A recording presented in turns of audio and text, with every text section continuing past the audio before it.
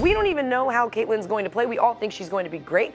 They're already scheduled to be on TV because people are going to tune in to watch Caitlyn. I like that you're here. I like that you're here. I do that at my family after every game, so. As a sports fan, I love how far we've come as a society. Just a few years ago, this was an actual skit making fun of the WNBA.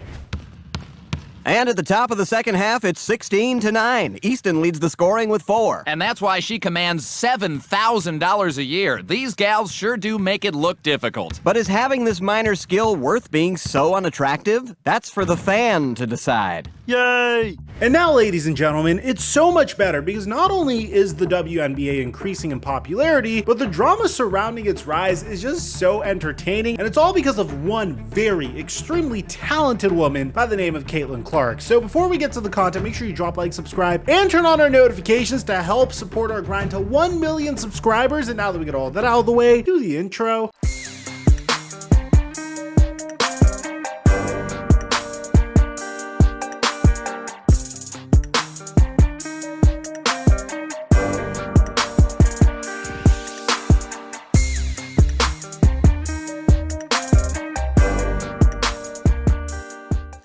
Turned $25 into $225, $35 into $105 the night before, and now PrizePicks is giving us another free square. All Caitlyn Clark needs is 1 point in her WNBA debut, and her square will hit. I give away all my picks for free on my Instagram story at TheFlightMike. You guys have been hitting me up in the DMs letting me know how well it's been going for you guys. And right now, you'll get up to a $100 deposit match when you use my promo code FlightMike when you sign up for PrizePicks, or just click in the link in the description down below. And thank you, PrizePicks, for the sponsor. Mic check 1 2 1 2. What's going on, everybody? Caitlyn Clark took the hearts of America when she did something that no one thought could ever be achieved, and that's actually getting human beings interested in the 2023 NCAA Women's College Basketball Tournament. And it was the first tournament that I actually watched, and it was by far one of the most captivating tournaments I've ever had the privilege of watching, particularly the national championship game versus LSU, where Angel Reese famously did this.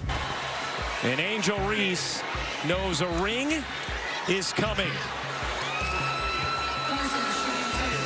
And 1 year later, these two teams would face off against one another in the NCAA tournament. This time the stakes were a little bit different. This time it was in the Final Four. Yet this was probably the greatest thing that could have happened to the sport from a popularity perspective. The game between Iowa, which is the school that Caitlyn Clark played for, and LSU averaged 12.3 million viewers. ESPN said that this was the most watched college basketball game ever, men's or women's, to air on the ESPN platform, which is very significant. It really goes to show how much popular that this sport is becoming. And the craziest part is the national championship game would be even crazier, as the NCAA Women's Championship game between the South Carolina Gamecocks and the University of Iowa Hawkeyes averaged about 18.7 million viewers and peaked at a whopping 24 million combined on ESPN and ABC, making it the first time in history that a women's final has drawn a larger TV audience than the men's. And all I have to say as a basketball fan is this is amazing. I mean, the last two tournaments have been awesome. A huge reason is the rivalry between Caitlyn Clark and Angel Reese, and the trash talk between Angel Reese and Caitlyn Clark is just so much fun to watch. And as a result, it looks like basketball has a brand new star. I guess you could say the WNBA got its version of Victor Wembanyama, although I do like to say the WNBA is kind of where the NBA was in the 60s right now. But it seems like they're currently fast tracking that rate. Ever since then, Caitlyn Clark has gotten into some pretty interesting situations. Some positive, like showing up to the WNBA draft in an all Prada outfit, which has never been done before, and going absolutely viral for the contract that she would receive as the #1 overall pick in the WNBA draft. Now, we discussed this a little bit in our last video. Caitlyn Clark is going to get about $76,000 in her first season with the Indiana Fever, and the pay will escalate over the course of her 4-year rookie contract, leaving her with total earnings of $338,000. And while her WNBA earnings this season may actually climb closer to $500,000 thanks to provisions allowing her to enter marketing and promotional agreements with her league and team, Clark's pay pales in comparison to that of rookies from the nation's more established sports leagues. Yeah, it's not easy being a pioneer in drawing a significant amount of more attention to a sport that, with all due respect, people weren't really watching previously, and people are just starting to watch now because of you. But luckily for Caitlin Clark, she's already breaking barriers. She has endorsements with Gatorade, State Farm, and has closed a deal with Nike that is going to pay her about $28 million throughout the lifespan of her contract, and also get her own signature shoe. But even with that, there was some controversy. But this controversy ended up in the most positive way possible. I mean, here's what the controversy was. Caitlin Clark is expected to receive a signature shoe from Nike. Here would be a list of active WNBA players with a current signature shoe: Caitlin Clark, Sabrina Ionescu, Brianna Stewart, and that's it. So Jameel Hill actually called this out, saying A'ja Wilson, who is a 2-time league MVP, 2-time WNBA champion, 2-time defensive player of the year, a finals MVP, a 5-time WNBA all-star, and a best-selling author, is probably somewhere like,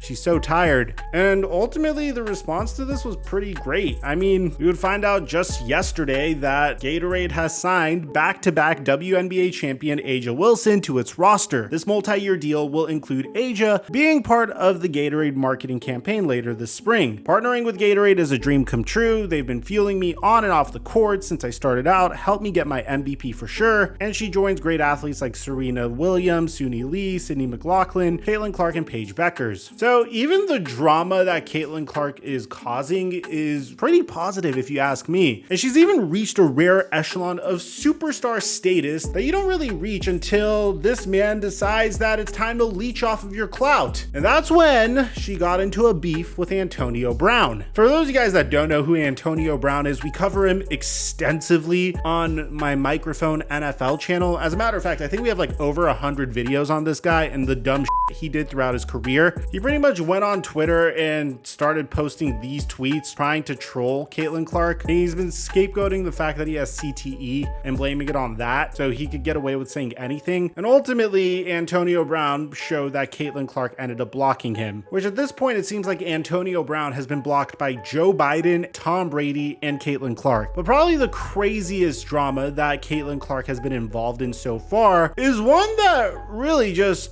confused the living hell out of me. I mean, so Caitlin Clark gets drafted by the Indiana Fever, who have the #1 overall pick in the 2024 WNBA draft. It's supposed to be an awesome moment, and she starts doing press and media. While she's doing press and media, this ends up happening. Hi, Caitlin. Greg Doyle, Indy Star. Real quick, let me do this. You like that? I like that you're here. I like that you're here. I do that at my family after every game, so. Okay, well, let's start doing it to me and we'll be able to get along just fine. So, question is... And bro, this has been viewed so controversially. So what the reporter essentially did to Caitlin Clark is one of these. The reporter that did this was Greg Doyle of the Indianapolis Star. And you could take this in one of two ways. Some people are saying, wow, bro, how down bad are you for asking Caitlin Clark to do one of these each and every time she comes into a press conference? Whereas the other side is saying, hey, this might be a beat reporter trying to get into the good graces of a brand new athlete. And honestly, I think this is a beat reporter trying to get into the good graces of a brand new athlete that just signed with his team. So I could see it going both ways. It's really difficult for me to say which side I stand on in particular, because it seems like recently the NBA and the WNBA has been coming down hard on this type of behavior. Just 4 days ago, Patrick Beverley made a reporter leave for not being subscribed to his podcast. You subscribe to my pod? Do I subscribe to you? I do not subscribe. So you can't interview me then. No Okay, disrespect. Well, Jamal is here. You subscribe? Okay, cool. And the result of this was Pat Bev has been banned from appearing on all ESPN content for the foreseeable future. I don't know, when I looked at this clip, it didn't really seem like Pat Bev was being malicious. It seemed more like he was trying to make a joke. I think it sounded way worse than what it is. And it seemed like he was just trying to do a really cheesy and crappy plug of his podcast, because he goes and he starts asking, Hey, are you subscribed to my podcast? That's cool. You know, it didn't seem like he was just trying to single out this one person. Regardless, I guess it was perceived as it being done in bad taste. But what I'm trying to say is, at least there's consistency here. It goes both ways. In this particular case, I know it's not ESPN. It seems like the athlete is being protected here from something that might be done out of line, because Greg Doyle has reportedly been suspended following an interaction with Caitlin Clark and won't cover Indiana Fever games in person this season. Now, maybe I'm just an old-fashioned guy. I think maybe some of these punishments are a little too extreme, personally. But at the end of the day, I don't know the world that these people are in. I don't know how uncomfortable Caitlin Clark or that female reporter was based upon these interactions. It seems like Caitlin Clark is doing something very similar to what we've seen from some of the stars in the NBA, and she's really leveraging her newfound fame for positive changes in the WNBA, and it seems like things are on an upward trend because of her. Even some of these problems aren't necessarily the craziest problems, although I do think what happened with the reporter is a little odd, but that's not even her own fault. I just think the situation is odd. So let me know in the comment section down below, what do you guys think about all this, man? I just felt like I'd bring you an update as to what's going on in Caitlin Clark's career. Aside from that, I'm your boy Mike, and I'm dropping our mic until our next upload.